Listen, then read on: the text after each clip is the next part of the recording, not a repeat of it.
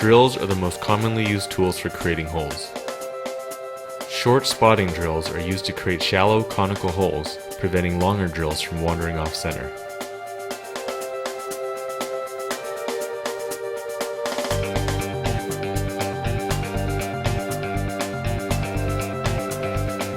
Frequent retracting, known as peck drilling, helps clear chips.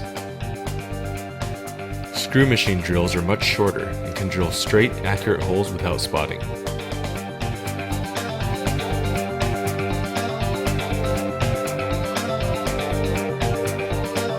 Programming a CNC machine to drill holes is simplified with the use of canned cycles. The table and spindle initially traverse to the starting position of the first hole. The G81 command, followed by various parameters, initiates the canned cycle.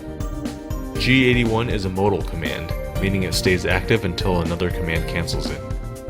Drilling additional holes only requires specifying new coordinates.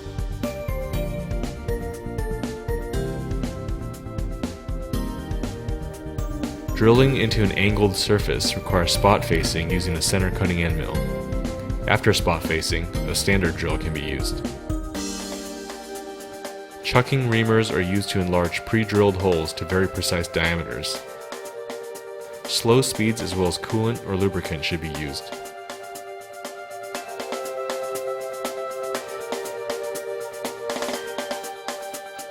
Power tapping is a fast way to tap holes on a conventional machine equipped with a quill and a 3-phase instant reversing motor.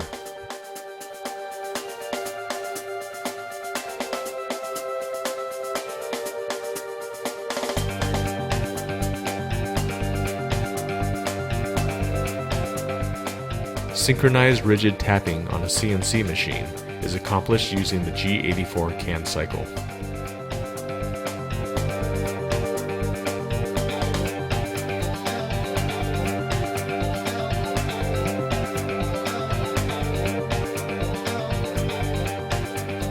Helical boring with an end mill is an economical way of creating larger holes.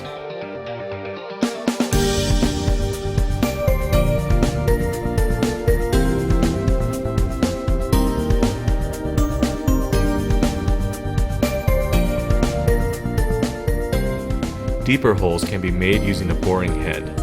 The adjustable twin cutter unit shown here is used to enlarge pre-drilled holes.